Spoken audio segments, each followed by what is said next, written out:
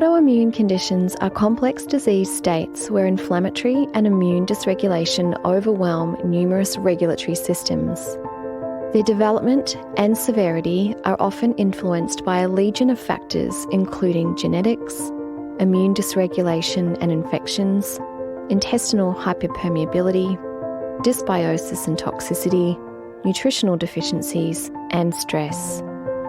Bioceuticals is proud to present the Reprogramming Autoimmunity Seminar Series in November 2016. The aim of this seminar is to delve deep into the known imbalances seen in autoimmune diseases and to learn the modern integrative treatments which can improve the health of patients suffering autoimmune-related illness. You will leave the seminar confident in assessing the complex imbalances seen in various autoimmune disorders, prescribing safe herbal and nutritional medicines to combat immune imbalances, and recommending effective nutritional and lifestyle interventions for the management of autoimmune disease symptoms.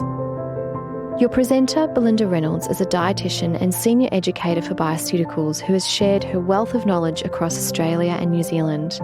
Join Belinda at this half-day seminar throughout November 2016 to learn more about the evidence-based approaches for rebalancing immune dysregulation and how to enable your patients to enjoy a more fruitful life. Register now for this important education event at bioceuticals.com.au/education/events.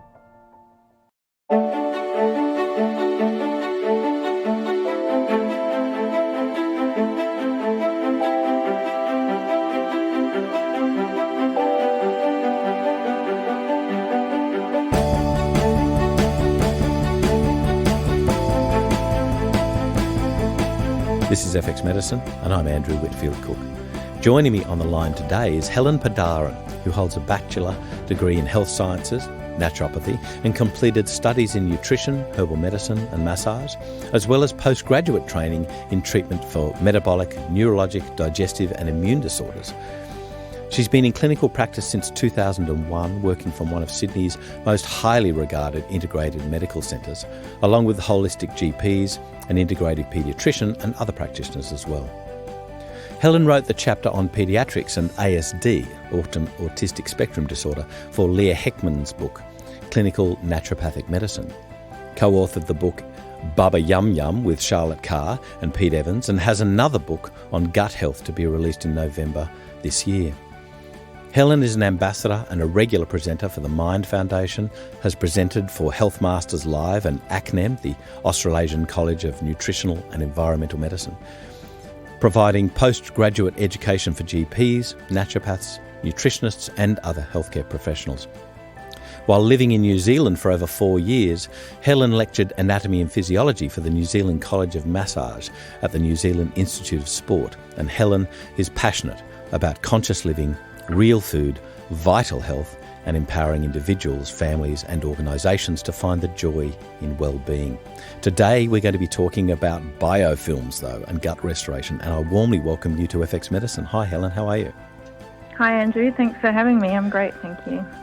Now you got to speak and lecture in New Zealand. How was that? Tell me about your evolution, because you've done a lot of stuff. There's been a few little things over the years. Well, yeah, a little bit frightening at first to get up and lecture, but I actually enjoyed it. It was a really nice group of students, and my nutritional approach, like many of us these days, is a little bit outside of the politically correct box.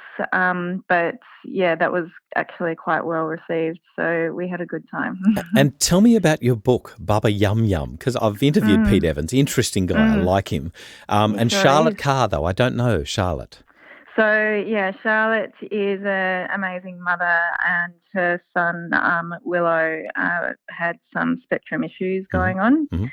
And she has been recovering his health over the years and done so amazingly, largely through food and then doing gut health and stuff that we'll be talking about today, actually. And then other biomedical interventions as well. And so Pete asked if we wanted to get together and write a book about it. And and put together a resource that would provide really good recipes and information for new parents and grandparents so that we can get our kids thriving on really nutrient-dense food. And like, I've got to say, like, you've chosen a rather complex and rather challenging speciality with learning disorders. What interested you? What prompted you to specialise in this rather than, female disorders or? Yeah. Well, it's interesting. When I first graduated or soon after graduating, I used to think, oh, maybe I should get into women's health or maybe I should do this. And there was quite a strong suggestion that we should find a niche. And in my mind, that kind of went against the principles of naturopathy because I didn't want to step away from that holism. And so through working at Pimble Grove Health Centre and with Dr. Anthony Underwood, who's a paediatrician who does biomedical treatments for autism, and then being involved in the very early days with the Mind Foundation as well. I remember going to my first Mind Forum and just thinking, this is it, like this is amazing, because while it's kind of specialty, it's also the broadest stroke you can take, because with the neurological disorders, you're looking at what's going on metabolically, what's going on with immune function, what's going on with digestive function.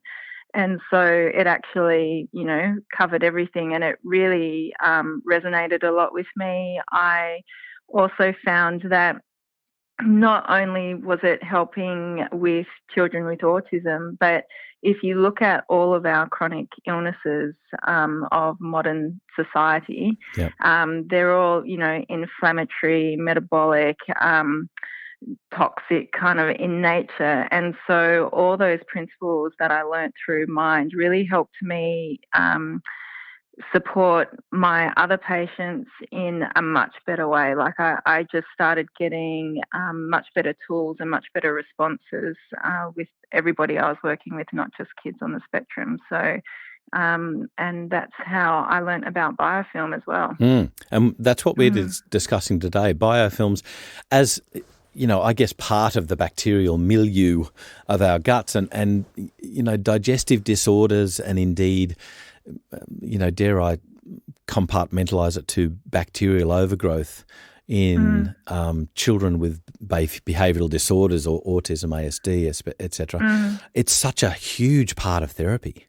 It absolutely is. And I mean, these days I still see children with ASD, but it's quite intense work as well. So I have kind of pulled back on that a little bit, and I work these days a lot more with people with autoimmune conditions, for example, and other chronic inflammatory conditions. And whether it is the children on the spectrum or whether it is someone with any kind of autoimmune illness, I find unless we go in and really investigate what is going on with the gut flora and address that, then it's really an uphill battle and we end up chasing our tail a lot. So, absolutely. Yeah. Now, I've got to say, with biofilms, coming from a nursing background, the ones that I'm familiar with is, dental plaque and contaminated hip implants. So, that's right, yeah. Things like urinary catheters. I'm getting that there's a heck of a lot more to this subject than what I learned. Could you take our listeners through this, please? Yeah, sure. I mean, there's so much more. I mean, biofilm is found everywhere, right? So not just in the body, but I mean, there was a discovery of biofilm, I believe, was around the 1950s when the US were on oil exploration assignments, and they were having trouble with their pipes and getting oil to the surface and that kind of thing. And they realised it was because of biofilm. So laminar flow, is it? Yeah, that's right. And, things like the green slime on river rocks is biofilm as well. So basically what we used to think was that, bacteria were quite solitary individual beings, but what we're coming to learn is they're actually quite social, and they do communicate a lot with each other. And when they do get in large enough numbers, they use these communication methods to build biofilm. Right. So, And so, yeah. sorry. So what you're explaining there is what's called quorum sensing. Is that right? That's right. Right. That's Okay. Yeah. So could you briefly, I haven't got a question for this, but could you briefly explain that?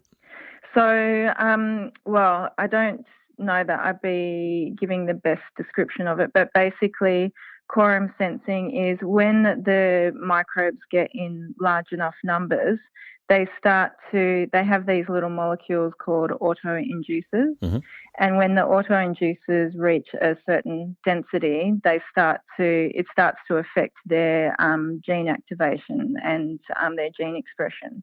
And so when that happens, that's when they start to build this biofilm and build these communities together. So it's almost like if you wanted to take the analogy of a French Revolution, started off with just little pockets everywhere, but once they got together in greater numbers, they went, aha, it's a revolt. Yeah, all go together. Yeah, that's right. So how then do biofilms differentiate from, say, the mucus that we normally produce in the gut lining, what's often called the glycocalyx? And this has been asked of me, like, I remember one practitioner I spoke to, dear practitioner, I might say, hi Mim, biofilms were bad, if you like, and glycocalyx is good.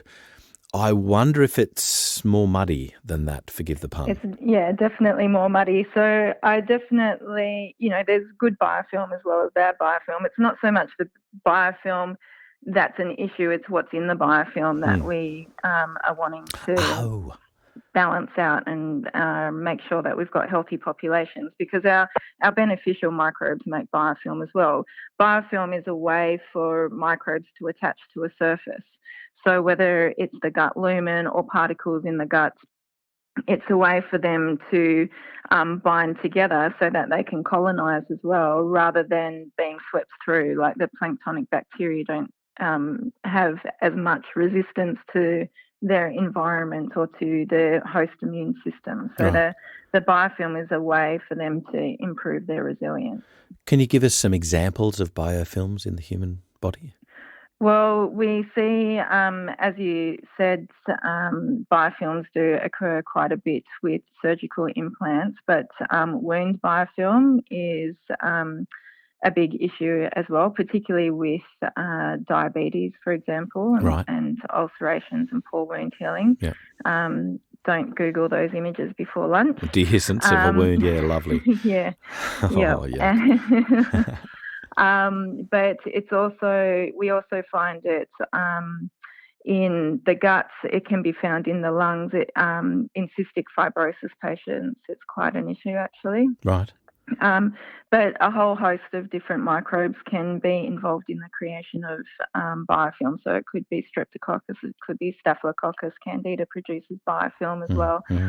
So what we find is, and this is where I guess some of the struggle is in the translation from research to clinical practice, is most of the research is based on individual biofilms, so biofilms made by single species. Mm-hmm. Whereas that isn't really actually how it happens. They're very much a community of different species. To me, that's kind of like looking for a hero probiotic. We don't. Absolutely. It's a little bit arrogant and probably fraught with danger. Yeah. I also make a point, if you like, of what you said then. A new discovery is that, for instance, I know this is getting a little bit off track, but lichens, we used to think it was like an algae and a fungus. Now they're finding that it's actually this partnership between, I think it was two fungi and an algae. So there's this true, almost a symbiotic partnership happening with that. Yeah, absolutely. That's exactly what it is, because when they band together in partnership like that, they can support each other as well. So the more resilient or resistant strains to antibiotics, for example, can help improve the resilience of what would otherwise be the weaker strains. So, they do work together. And indeed, antibiotic resistance is a real and present danger. One that medicine has very little to combat, because the old adage, broad spectrum antibiotic, is the cause of this sort of issue. So, and particularly high dose antibiotics, we know actually trigger the production of biofilm. Right. As a defense mechanism. That's right, yeah. And I guess, therefore, and this sort of goes along something, an issue that I have with naturopathy, certain naturopathic practices, and that is this kill mentality. It is bad. Yeah. I said it's bad, so therefore we need to Yeah. kill it.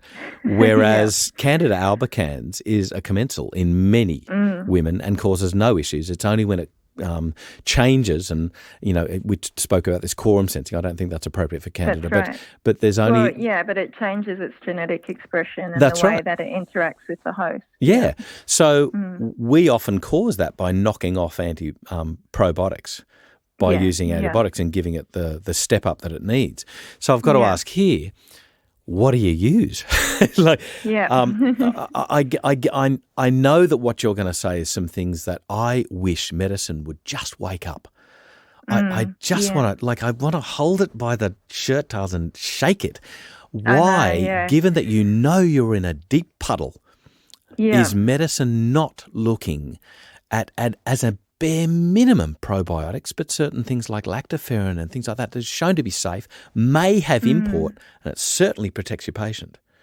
That's right, yeah. And I mean, I completely agree that there's too much of that mentality of there's bugs there, we need to kill it off. I think if there's bugs there, everything has a role, right? And a lot of the time, microbes' roles are for decomposition or breaking down of an excess of a certain type of nutrient or toxin or byproduct in the environment. So if there is an overgrowth, it's not just about focusing solely on that bug and killing it off. You want to look at, well, why is it there in the first place? What's the environment that it's in? It's the whole, it's not about the bug, it's about the terrain. So we need to get the real estate in good nick, and then we'll get the good tenants looking after the real estate. I love that analogy. So I've got to ask you here then, and this, I'm going to give you a long time for this because I think it's going to be a while. So what do you use? What sort of agents do you use to help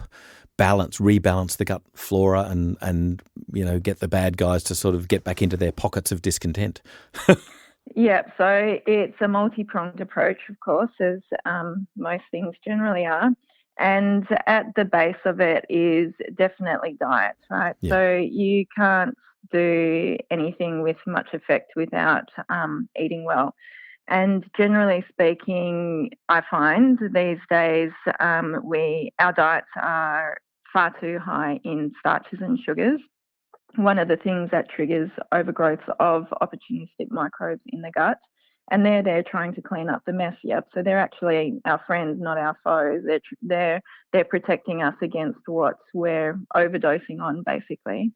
So we need to take away that overdose first of all. So changing the dietary composition is really important, and this is one reason why I do really like using paleo as a base, because I think for most people it provides a really good guideline on where to start. And then even if, paleo isn't perfect for that person long term, it gives you a good foundation to build from so that you can experiment what else, might need to be tweaked. Can I just interject though? Yeah. With paleo, I know I always say this because it was a big eye-opener for me. Can you please take people through that paleo is not meat-based? No, it's not. It's not about having a steak with a side of bacon. So it is in my practice anyway, in my life and my clinic, it is a highly plant-based diet. Thank so you. The majority of the meal is absolutely, you want the focus to be on the plants with a variety of, brightly coloured and leafy greens and cruciferous, and getting the whole range in. Then it's actually quite a small amount of protein. People who are breastfeeding or pregnant or going through stages of growth or convalescence might need a little bit more. But generally it's a relatively small serve of protein, and then good fats to go with that. So whether it's from, grass-fed animal fats or coconut oils or extra virgin olive oil and all that kind of thing. Yeah, well done. It's pretty simple. Yeah, but it's I need to alert people to it time and time again, because still today people are saying it's meat, and it's like, no. Yeah, that's right. Yeah, there is that misconception, unfortunately. So, the emphasis is on the plants, and that provides a lot of great prebiotics and fibre for the gut flora as well, obviously. So, and generally speaking, if I'm running through a biofilm protocol with someone, it's usually the low starch veggies or the non-starchy veggies that we're focusing on. We might need to do a period of time on low to no starch, and then as appropriate, then some of that can be reintroduced back in. With regards to low or no starch, what about resistant fibres? And for instance, the old adage of potato salad, the fibres change once you heat them, then cool them. They've now changed into a resistant starch. What do you do there with regards to bacterial fermentation? Yeah, I have found, and this is just from my experience, others might find it differently, but I have found in my practice that in the early stages, you still need to be low starch, regardless of whether it's resistant or not, because if you have overgrowth of bacteria in the gut, the beneficial starches as well, they're not just going to be feeding the good guys. They'll, the opportunistic guys will be getting in on it as well. So I find, low starch early on gets the quickest results, the most effective results. Great. So what other agents do you use? Okay, so what I actually do is I have a biofilm protocol that I use. So it's basically a 4-step process, yeah. And biofilm doesn't get resolved quickly. It's a gradual process, because not only are we giving some attention directly to the microbes, but we're also trying to change the environment, so that it's sustainable change. Yep. And so the 4 steps need to be done for basically a minimum of 3 months, I find, and depending on the severity of the health condition of the individual, it could go up to 2 years, So that's more when we're dealing with people with ASDs who have severe gastrointestinal stuff going on. It can be that 2-year process. Most people, I find it's around the 6-month mark. Right. So it's not a quick fix.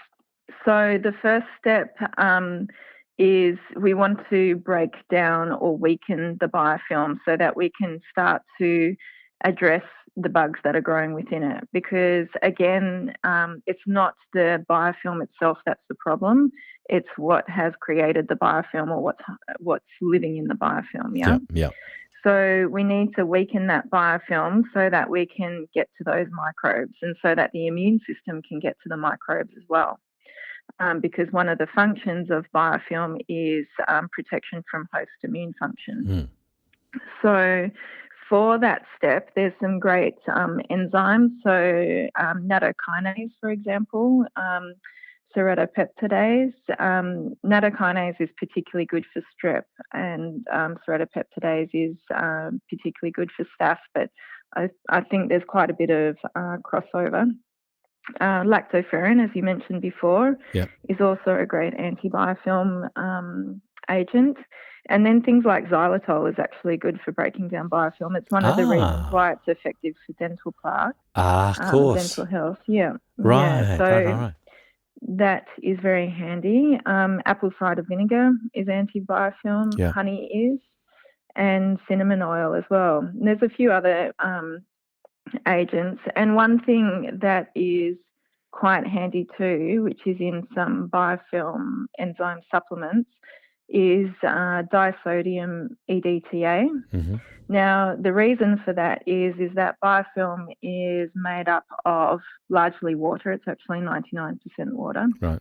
But it's also made up of polysaccharides and proteins and positively charged ions like calcium, magnesium, and iron. And so by putting the EDTA in there, it helps to bind to those minerals too.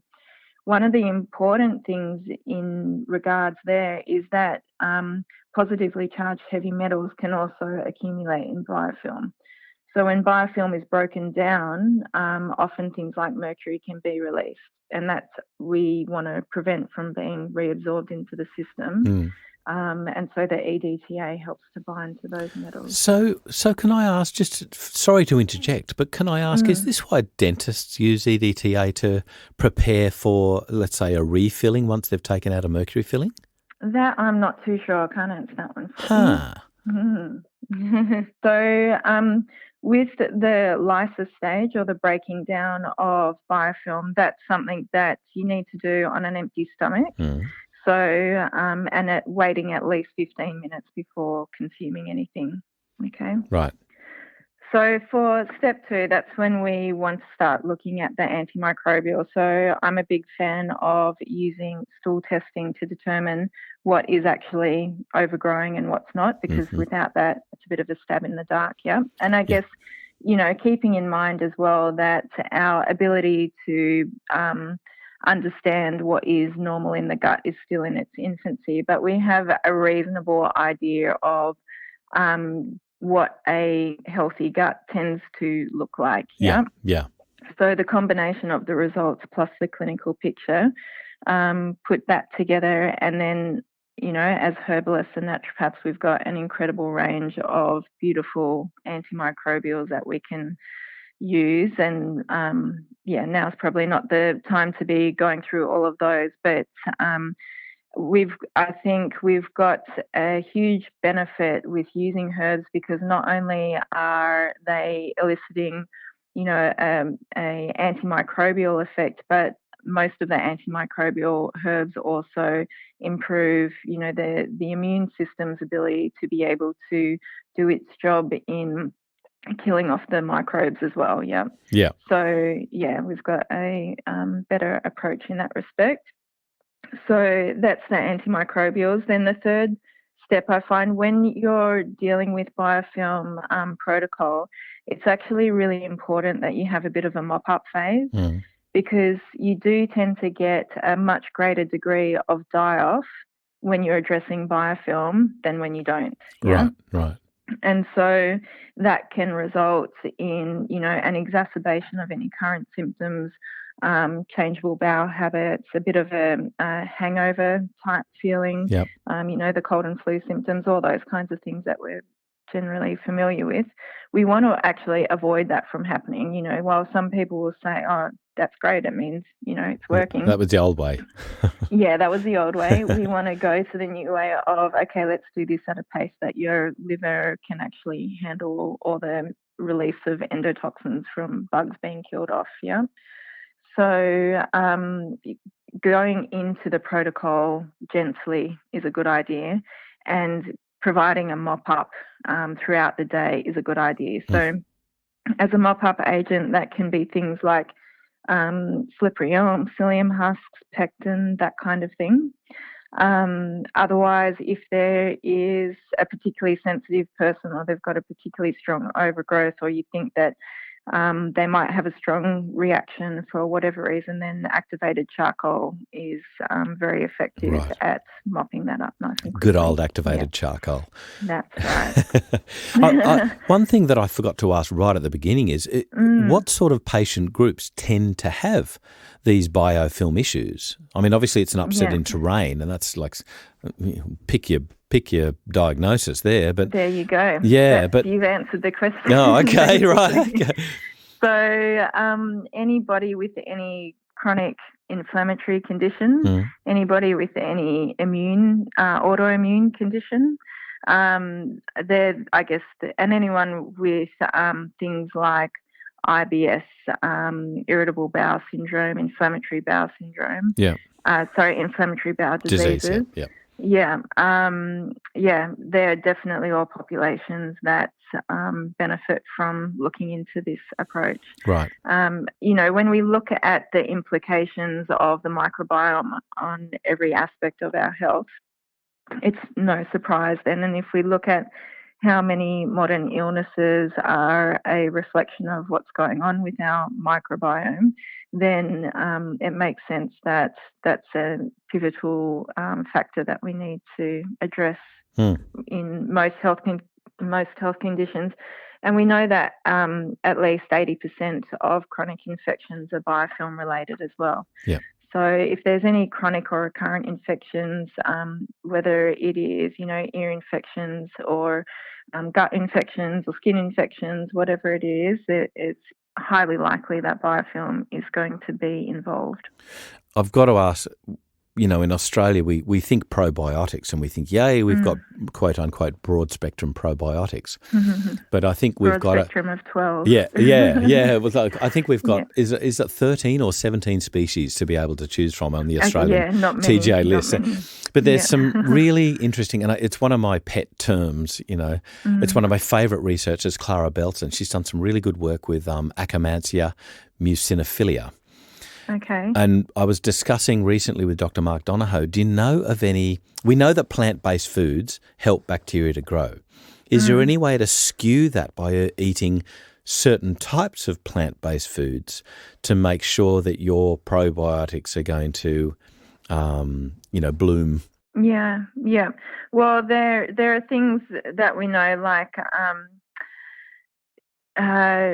citrulline high foods, like the rind of watermelon can be particularly helpful. There are fermented foods, obviously, can play an important role in supporting the environment of the guts, not just because they have probiotics in them, but because of how high their enzyme content is, and how they affect the environment of the guts.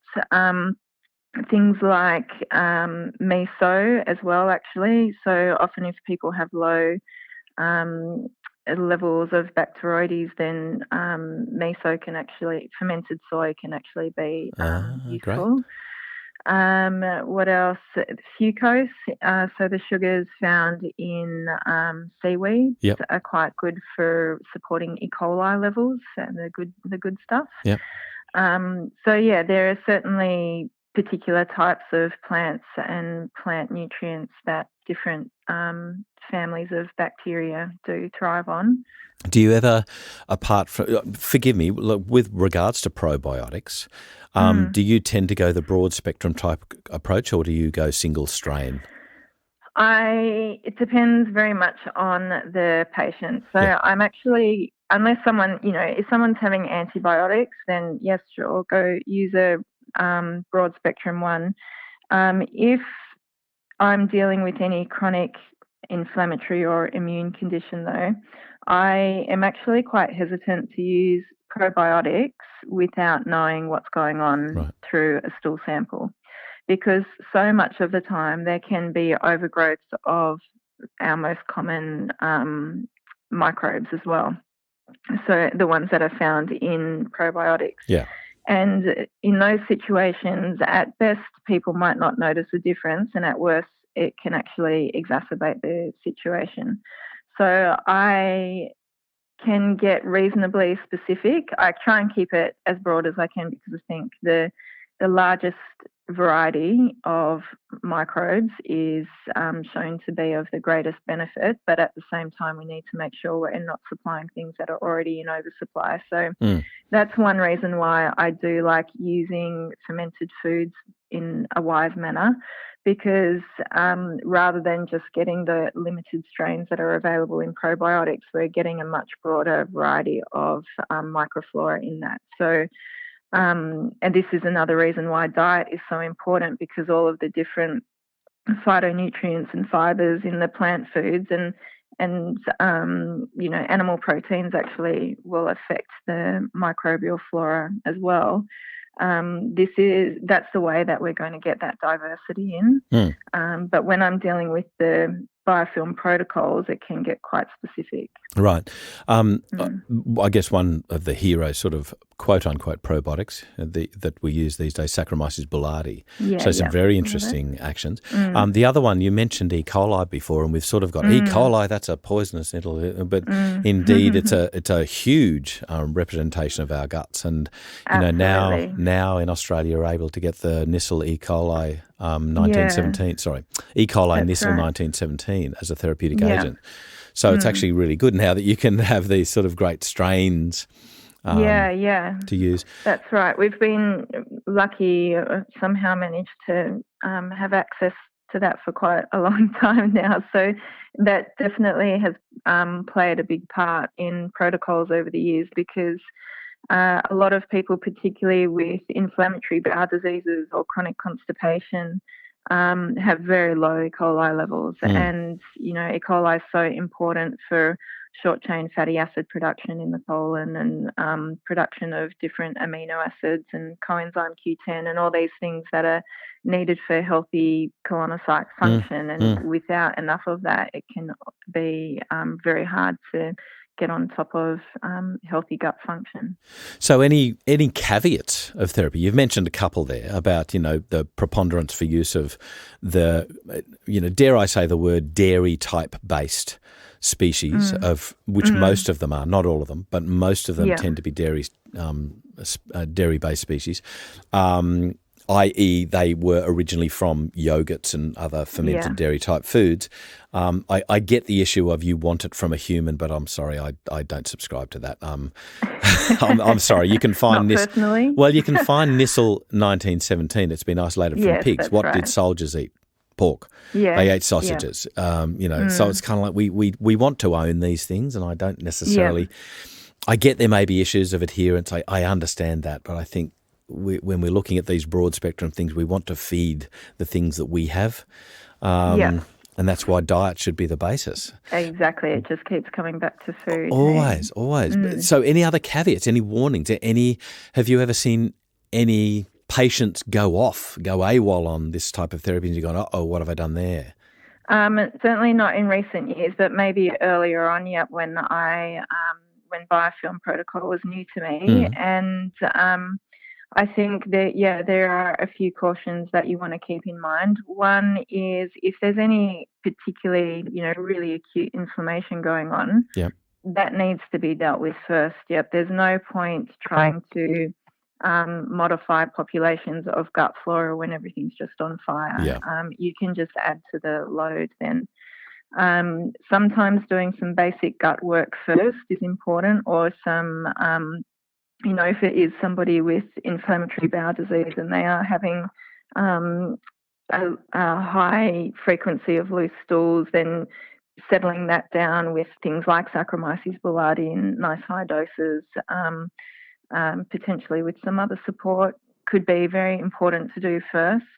And the other thing that I find really important is to lead into it with some liver support. Right. Because when you start to modify the gut flora, your liver is really being called into action. When microbes are being killed off and their cell walls are breaking and they're releasing their endotoxins, it's your liver that's needing to process that. And that is why if people go in a bit too gung-ho or before they're ready, then you get those die-off symptoms with the Herxheimer kind of reaction. Yeah. So liver support's always really useful, and it's quite handy because initially anyway, when you're sending off stool samples, you need to wait until you get results back and all that kind of thing. So that's a perfect kind of time frame to focus on those preliminary steps. So that once you get the results back, you can actually start working on them. And one other thing that I would just say to be really mindful of is if you do get into doing the biofilm protocols, you can witness these die-off cycles, which could happen anywhere from every 3 to 6 weeks, seems to be the most common kind of time frame, where people will notice, little disturbances, as long as they're not having, big die-off effects, and it's just, feel a little bit different in my guts, or my bowel habits have changed a little bit, or skin conditions flared up a little bit, or something like that. As long as it's nothing too major, that can happen in cycles throughout the course of the protocol. And I also highly recommend rotating antimicrobials as well throughout the process. Great. A couple of things I forgot to ask about. Things like caprylic acid with coconut oil and also N-acetylcysteine. Do you ever use those? Yeah. Coconut oil for the caprylic acid, yes. Not as much the NAC, actually. They're partially because I find, in patients who do have yeast overgrowth, it can really exacerbate that.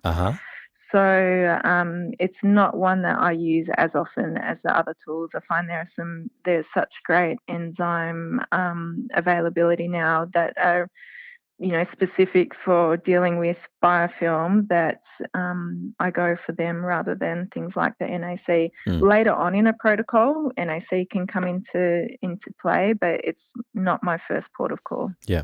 And what about, I have to ask about this with regards to Helicobacter pylori, where, it's controversial research. Some's glowingly positive, others like, no effect, and that's mastic gum. Yeah, that's not something I'm an expert on, I'm afraid. I can't give you a good answer for that. No, that's fine. No.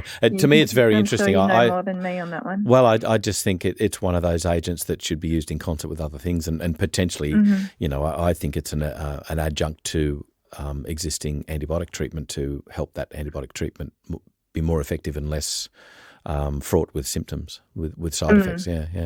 Yeah. Any closing remarks about, what you can impart to our listeners? Because you've obviously got a lot of expertise in this clinical, practical, safe treatment of these sort of issues with patients. Any things to watch out for our practitioners? I think, as long as you take those considerations in mind that we just spoke about, I think they're the key things to keep in mind. Remembering that 80% of chronic and recurrent infections are biofilm related, and that biofilm is implicated in almost all, well, I don't know about almost all, but a lot of chronic inflammatory diseases, autoimmune illnesses, fibromyalgia, things like that. Yeah. Implicated in mind disorders, so your ASD, even anxiety and depression and that kind of thing. Okay. I find addressing biofilm in the gut is incredibly helpful. And it is a different approach than just addressing planktonic bacteria. So we can't just go in there with our antimicrobials and expect to get the job done, because they're quite resilient in this biofilm. And where can practitioners learn more about how to treat? So there's a couple of presentations available on Health Masters Live, one by myself and one by another practitioner. So there's that. I originally learnt about biofilm from Dr. Anu Usman in the States. So you could look up on autism.com, and haven't had a look recently actually to see if the lectures are still available online, but you can do a search and a lot of lectures are available for free online. So you can have a look there as well. Helen, I thank you so much for taking us through your specialty today with regards to biofilm treatment and gut flora restoration, because I think it's so important. It's obviously widespread. It's obviously that widespread, but what it does, to me, it's answered a few little niggling questions as to why there were certain issues doing things and what we should be doing instead to have a more targeted approach. But I love the way that you are safe. I love the way that you concentrate on the diet, and that supplements are indeed supplements to a good, healthy diet. Seriously, thank you so much for taking us through this today on biofilms. It's been a pleasure. I love working with it. I get excited every time I get a stool test back. So, I hope that it helps a lot of you out there to work with this with your patients as well. Well done. This is FX Medicine, and I'm Andrew Whitfield Cook.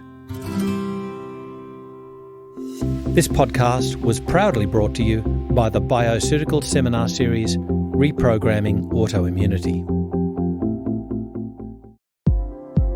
If you've enjoyed what you've heard today on FX Medicine, please engage with us and let us know what further topics you'd like us to cover. You can get in contact with us through our website, fxmedicine.com.au, or look for FX Medicine in your favourite social media platform. You can also rate and review us on iTunes, and we'd really like to thank those who have already rated us. It's through your continued support that enables us to bring you current, complex and relevant topics to enhance your practice of natural medicine.